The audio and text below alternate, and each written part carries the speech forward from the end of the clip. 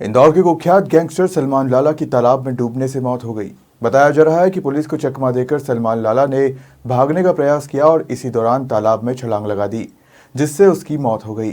सलमान लाला पर 32 से अधिक गंभीर मामले दर्ज थे।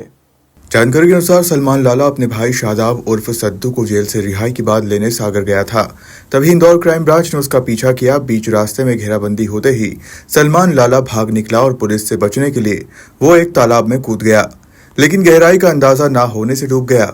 इस दौरान क्राइम ब्रांच ने शादाब, कुलदीप सालदे, अरुण और सौरभ को एमडी ड्रग्स, 2 पिस्टल, जिंदा कारतूस और चाकू के साथ गिरफ्तार किया था।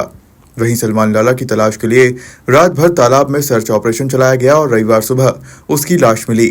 सलमान लाला पर एनडीपीएस और हत्या के प्रयास समेत 32 से अधिक आपराधिक मामले दर्ज थे।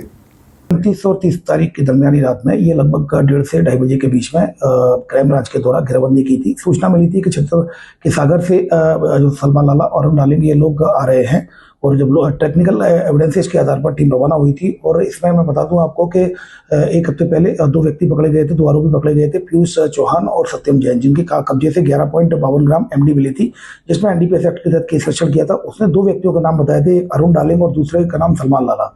तो इस पर से लगातार क्राइम ब्रांच की टीम लगातार उसको ट्रैक कर रही थी, और तभी सूचना मिलने पर टीम रवाना हुई और सीहोर के बाईपास पर सीहोर बाईपास पर जो इंदौर और भोपाल हाईवे है वहाँ पर एक स्कॉर्पियो दिखी, जिसकी घेराबंदी की गई, जिसमें 5 व्यक्ति दिखाई दिए। उनको पकड़ने की कोशिश की गई तो सिर्फ 4 पकड़ में आए और एक व्यक्ति भाग गया अंधेरे का लाभ उठा के।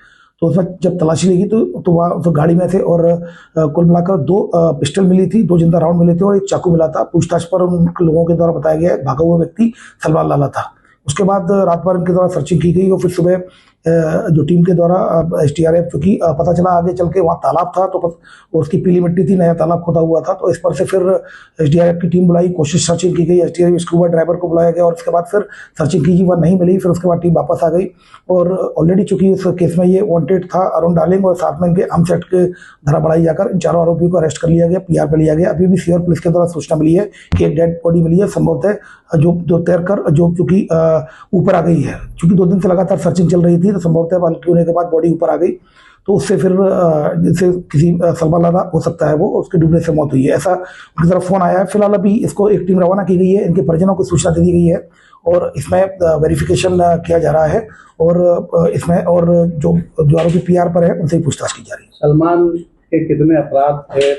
ये सलमान लाला के जो अभी तक जो 2024 तक 32 से अधिक अपराध उसके पंजीबद्ध है, जिसमें कि जान से मारने के और अन्य मारपीट की धाराओं में और डकैती की योजनाओं में अन्य प्रकार के 32 अपराध से अधिक अपराध पंजीबद्ध है। लोगों में काफी दहशत भी सलमान की बताई जाती थी। देखिए, निश्चित रूप से ये जो रिकॉर्ड देख रहे हैं आप, कहीं 32 से अधिक अपराध है शहर के विभिन्न थानाओं में, तो निश्चित रूप से पुलिस के द्वारा समय समय पर कार्रवाई की गई है। इसमें एनडीपीएस एक्ट की भी कार्रवाई इसके द्वारा एनडीपीएस एक्ट ड्रग पेडलर के रूप में भी इसका नाम सामने आया था, जैसा कि मैंने बताया।